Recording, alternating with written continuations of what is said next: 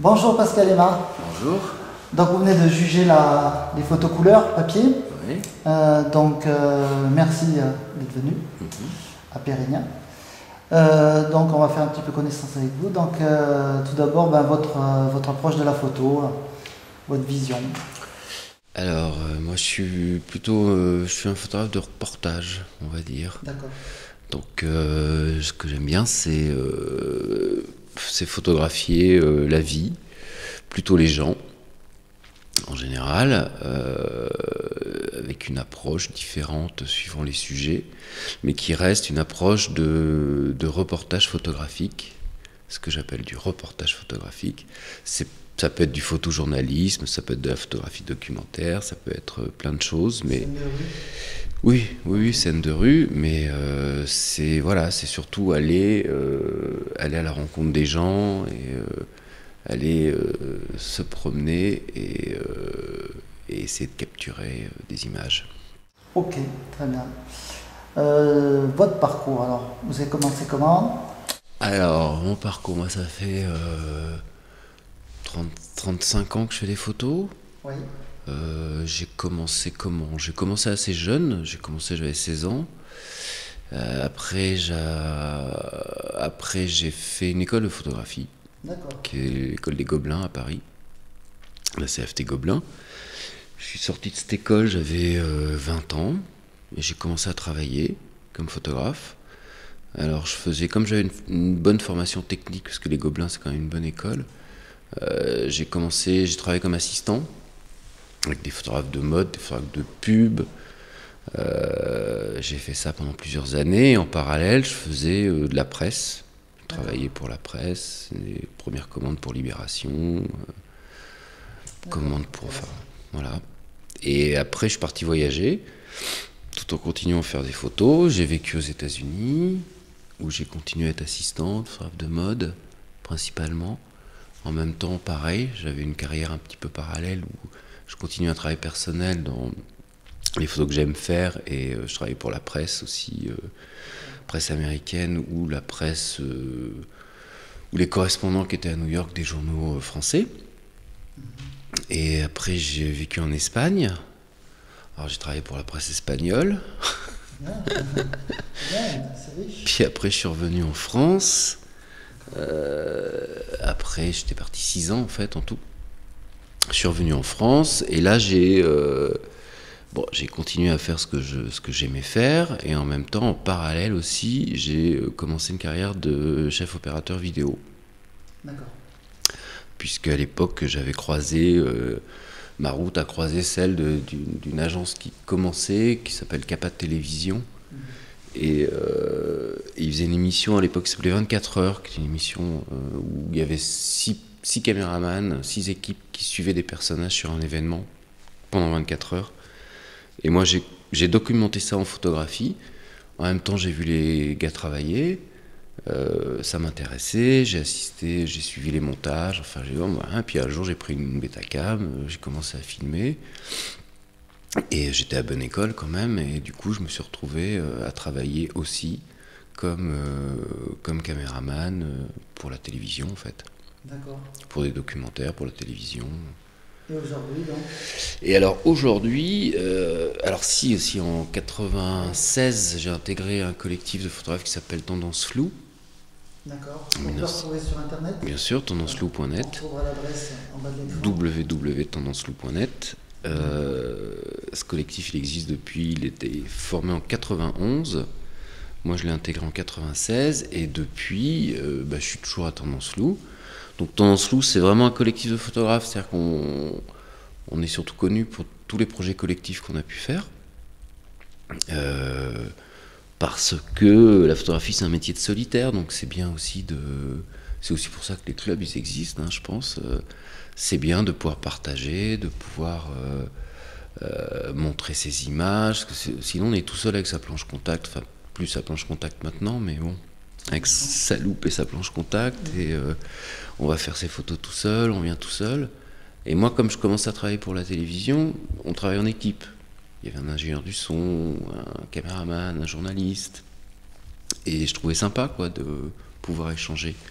Et au même moment, j'ai intégré ce collectif où on a fait énormément de boulot collectif, de projets collectifs au cours des 20 dernières années, quoi. D'accord. Et donc aujourd'hui, bah, alors en fait, aujourd'hui j'ai quitté Paris il y a 3 ans, je suis venu m'installer dans la région.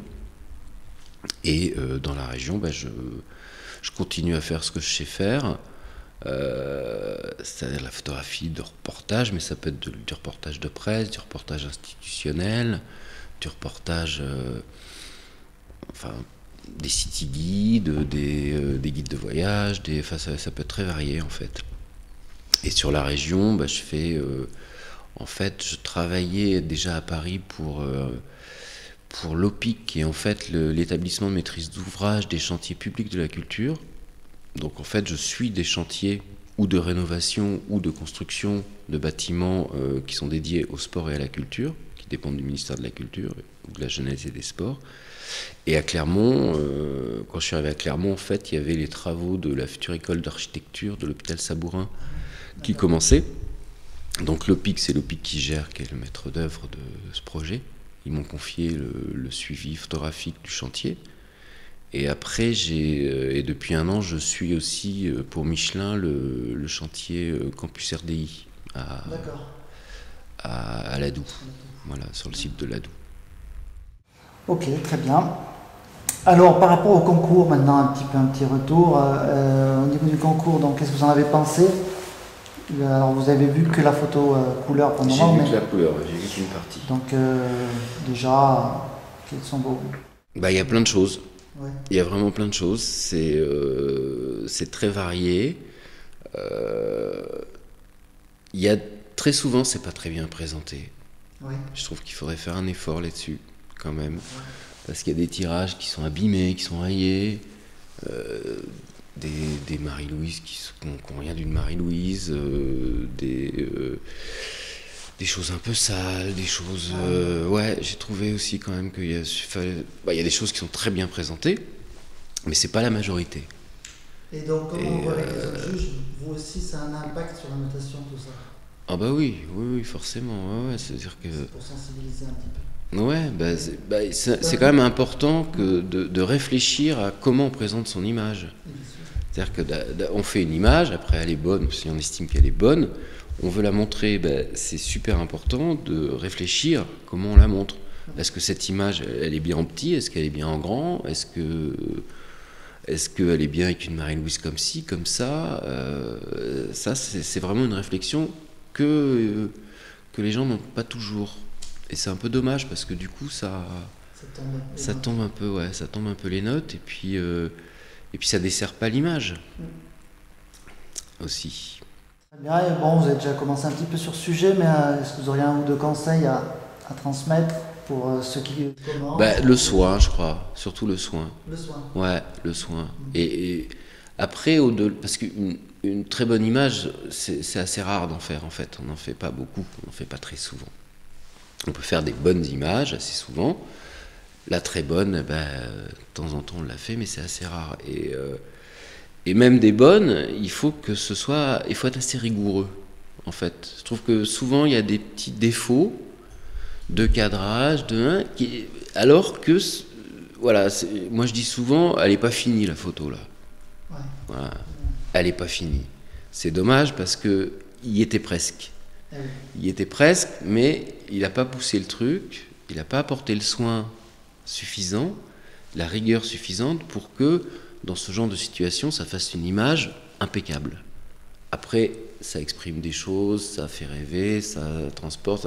J'ai envie de dire, c'est presque autre chose, mais au début, déjà, il faut être très rigoureux sur le cadrage, la présentation, le tirage aussi. Il y a des tirages qui sont... il y a des couleurs que je connais pas.